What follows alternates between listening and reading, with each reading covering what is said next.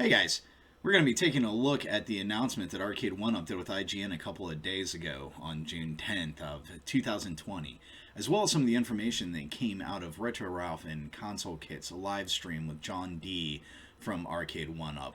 Ton of good information in that. Now it's like in almost 2 hours. I'll have it linked in the description below, but I'll give you the highlights of it. So let's get started.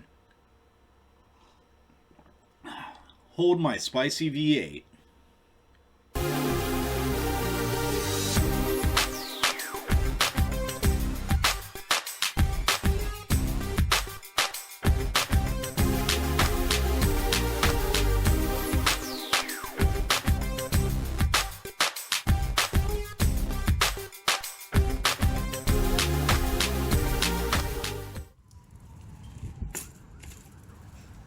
The first announcement I want to talk about is the Marvel pinball table. Previously, Arcade1up had announced the Star Wars pinball table and the Attack from Mars pinball table.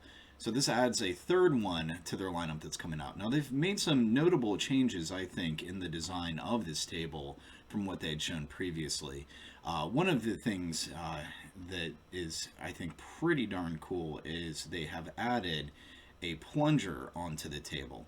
So previously they just had the button to press to launch the ball. Now, some tables actually use that on real pinball tables. But these tables in here are all ones that Zen Studios has made. So I guess they can use whatever launching mechanism that they want on it.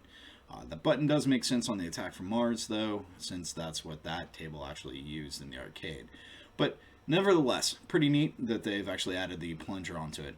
Also, another big change that they've made that I really like is this front strip here on the cabinet. They've actually switched that to chrome, kind of reminiscent of the lockdown bar on an actual pinball table.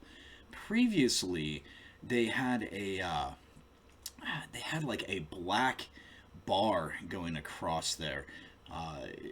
So it created kind of an odd scenario where you had the chrome of the trim and then this black bar for some reason, and then the playfield back here, which always looked strange to me. The playfield's also recessed, pretty heavily recessed, and they've made a little bit of a change to that as well on the new table. You can see that it actually now kind of slips down from the back to the front. I don't know if that's better. My pinball table that I built, I actually have the playfield right up against the glass. There's a lot of debate on which way is better and which way is more realistic. Personally, I'm pretty happy with mine against the glass, but maybe this is a better way to go. I think that this looks a little nicer than the one that was so recessed that they showed before. Don't know at this point if these changes are going to make their way to the other ones that they had announced, the Star Wars and the Attack from Mars, or not. I hope they do. I think it improves the look of the table quite a bit. Now, in the Retro Ralph live stream with John D was actually saying that they've been working with Zen Studios to heavily modify their pinball software to run on this table and get things like the DMD at the back and the solenoid action for the haptic feedback. And he said that it wasn't possible previously, that you couldn't just get a DIY table and put Pinball FX on it. So I'm not quite sure what he was talking about there. Retro Ralph really seemed like he tried to kind of redirect him to the fact that maybe he's talking about the Android version where the DMD would just be on the main screen and there was no second screen on it or any solenoid support or anything like that. But of course the PC version of Pinball FX has the DMD support already. Solenoids it doesn't. However, through DOF links you can add that functionality. So I don't know what John was getting at there. A little bit of misinformation. It sounded like he was really kind of ragging on the DIY tables, and I don't know. I didn't think that was terribly cool because I actually have a DIY table behind me. Yeah, right there. There. That has the Pinball FX on it and actually running Marvel tables on it and actually themed the table off of Marvel. So it's certainly possible. And it really wasn't hard to get it set up just using the Pinball FX software. You just got to email them to get a code to unlock cabinet mode. So it really wasn't a big deal. At any rate, though, great that Zen Studios is working with them. That means that hopefully, everything's going to run flawlessly. We've, heard from other manufacturers of these kind of, smaller home uh, pinball cabinets where they've had trouble with flipper lag and things like that. So hopefully, working so closely with Zen Studios is going to make a really cool product here that's going to work really well. All right, the next thing that I want to talk about, and this one is actually probably the most exciting of everything that they announced, is the Big Buck Hunter arcade cabinet. Now, I'm not a huge fan of Big Buck Hunter, but this really signals something awesome. Now, this cabinet is the first of the home light gun cabinets that they've done. John D actually said that if this goes well, they could release other ones like Area 51, Time Crisis, or House of the Dead. Now, those are cabinets that I would be much more excited about, but it really kind of hinges on how well this one does in the market, as well as how well the technology does. Now, this is, I think, a really cool piece of information that came out of Retro Ralph's stream with John D, and that is that they are using the Sinden light gun technology in here. That's a brand new light gun technology. As many of you probably know, light guns and LCDs just don't get along. So for a long time now, we've been having to deal with sensor bars and like a Wii remote kind of tracking system, which makes the gun feel kind of floaty, and it's not very precise. So Sinden, on the other hand, has came up with a technology that kind of reverses things. So it has a camera in the gun that's actually tracking its movement on the screen. And then it knows where it's at on the screen based on a white perimeter border that's put around the screen itself. So this produces something much more accurate. Also removes the need for having to have like a crosshair on the screen to track the gun. It's supposed to give a much better, more realistic feel. I haven't experienced this myself. It's brand new stuff, pre-order kind of stuff right now. It started on Indiegogo, got funded there, and I think it's awesome that Arcade1up is actually picking up this technology. And congratulations to the Sinden team. That's going to be a huge win for them. So hopefully this works out really well, and we can start to get some of the other cabinets. Because seriously, an Area 51 cabinet, man, that'd be great. Yeah, I think it's about, well, the Big Buck Hunter. Also, you can see that this is a very custom cabinet, which is really neat. Arcade1up's been doing more of that kind of stuff here recently, so it doesn't look like all their other cabinets. Stands a little taller thanks to the topper that's on it. 2 guns. They did actually talk about price a little bit here. John D said this is probably going to retail more in the range of the Star Wars cabinet when that first came out. So I think that's about $500. That's probably what we're looking at here, which is fairly reasonable with the 2 light guns. The Sinden light guns, to order those, they start at about $100 a piece. So that's, I think the cost here is pretty justified. Next announcement, and actually probably one of the most surprising announcements, is Miss PacMan. So been a lot of speculation on whether Arcade1up would ever be able to do Miss PacMan cabinet. Retro Ralph actually in his video does talk a lot about the licensing woes behind that, and how he thinks that this kind of came to be. So regardless of how it came to be, that's great and fantastic that Miss PacMan's now going to be available in the cabinet form. Now, this is following the cabinet style, that 40th anniversary cabinet they did that had the kind of wood grain side. But, of course, this follows more along the Miss PacMan look with the blue and pink. I think, man, they really hit the nostalgia factor here on the look of this one.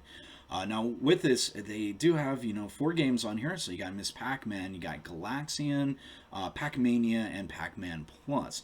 Now, John D did mention that there was actually multiple SKUs coming of this, it sounds like, for different retailers. And one of the things that's going to happen with that is their pack-in games might be a little different. Of course, you'll get Miss Pac-Man on it, but the additional games that are on here may be different with different retailers. Also, it could be a difference in the features that come on the cabinet, whether or not the marquee lights up, if it comes with the riser, maybe they pack a stool in with it. And the price point, of course, would probably change with all of that stuff. So, pretty cool. Miss PacMan on the way. Next cabinet, XMen versus Street Fighter.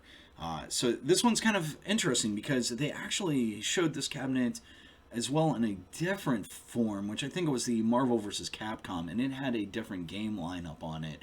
And that's another thing that John was talking about, where they're utilizing different SKUs for different retailers. So this could mean once again different packing games, different look of the cabinet, and different artwork on it, whether or not it has a light up marquee, the riser, or a stool with it.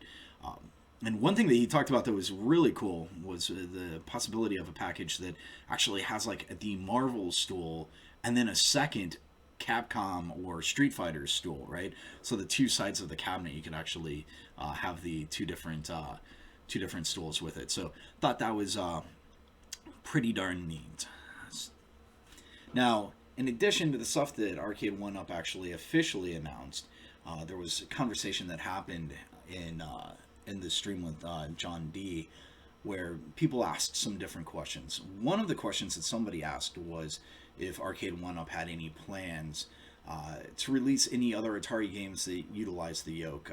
And John said, he's not sure how many games out there are that would use that. He mentioned Road Blasters. I really couldn't think of any others. Well, John or Arcade1up, or if you guys are watching, one game that would use that and would be awesome is Stone Runner. So yeah, that way, Stone Runner over there. That would be a great cabinet. And the way that you guys did the Star Wars sit-down cabinet, I think you could do something really cool with this cabinet as well, to do something in that vein and carry over some of the styling from this cabinet. Personally, I think it's one of the coolest cabinets ever made. I know I'm not alone in that. Of course, it's probably not the biggest mass market item. This might be, kind of one that you'd have to order direct from Arcade1up if they ever made it. But darn, would that be cool. So please, guys, hey, check this thing out. Another piece of information that had came out was somebody had asked about the possibility of a Killer Instinct cabinet. And that's something that people have been asking for. It's a game that has a pretty big fan base, but licensing is kind of difficult there probably. But the biggest thing is the hardware requirements for that, because that was kind of N64 era and that Ultra 64 arcade technology, which is way beyond anything that they've emulated so far with the Arcade1up machines. And when asked about it, though, John D started going into a lot of information about the last time that this thing was emulated and the company that did it. And I think he said it was like on Xbox 360 in 2013 or something like that. And he kind of, spouted off a whole lot of information, like this is something that he's really looked into and knows a lot about. And then he says, yeah, I don't know if that could ever be done. And then grins really big at the camera. So that prompted, somebody to say, oh, they've confirmed it. They've confirmed that it's coming. And then I think it was John's boss. I don't know, David, what he is necessarily at Arcade1up. He chimes in and he says, I'm watching. So yeah, I don't know. Maybe that slipped. Maybe that's confirmed. And one other piece of information that John did give out is that there are a couple of cabinets that are going to be coming this year that they have not announced yet. And he said one of them is actually unlike any cabinet that they've done before. So that brings up a lot of speculation that's going to be a driving cabinet, and that's something that a lot of people have wanted.